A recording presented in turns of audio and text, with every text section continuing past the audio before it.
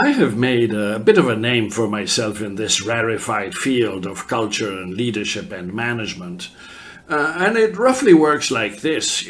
People in the northern hemisphere, usually northern Europe and America, they concoct these large questionnaires which are then offered for people all over the world to reply, and those answers are thrown at computers in order to cluster the responses into something manageable. And usually these clusters have been organized around categories that don't make us look good, because there is a lot of us and them in these things. And us, most of the world, we are collectivists, with all the nasty innuendos that go into that.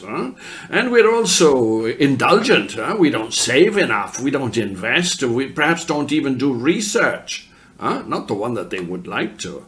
And of course we are risk-averse and very dogmatic and hierarchical. Yes, of course, all those things which are not good from the Western perspective. And so the usual recommendation has been, well, you've got to change and thrash out all the heretics and behave like us. But it won't work. It won't work. It never has.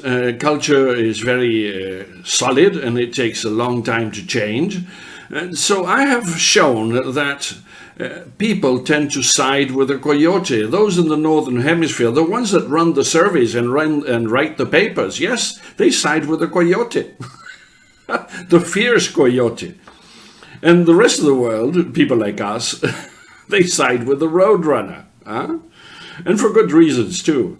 But you see, there's a lot of us and them there, and this very kind and able professor in India, Pritam Singh, once told me, Alfredo, haven't we gone enough in explaining the differences? Shouldn't we now be focusing on what we have in common?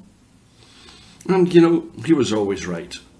So I started looking into good king stories, European stories like this one, the King Wenceslao, or this other one in Spain, or this other one in Mexico, and this one in India, and this other one in China, and this other one in Africa. And yes, it's full of very nice stories, virtuous stories that read by children.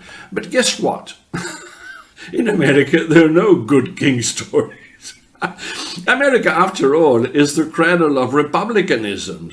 And so, there are no good king stories. In the 100 stories selected by the Association of Library Services for Children in the last 2 years, 100 titles, not one, is about good kings. So it's quite telling, isn't it? So where do the Americans get their cues for leaders? Perhaps from the Prince of Machiavelli. Because if you can't lead by love, because love is rather finicky and transactional, lead by fear. And perhaps keep people on a short leash and threaten them with dismissal if they don't behave as you would expect them to. So, listen. We have done a lot of harm to ourselves. We should be thinking together about good king stories, virtuous leadership, and how children are brought up. And if you could side with anthropologists, psychologists, and of course managers like yourself, because you're here, and we might even write a book, just give me a call and suggest something that you would like to do together with me. It's worth your time and mine, and people deserve it. Thank you very much.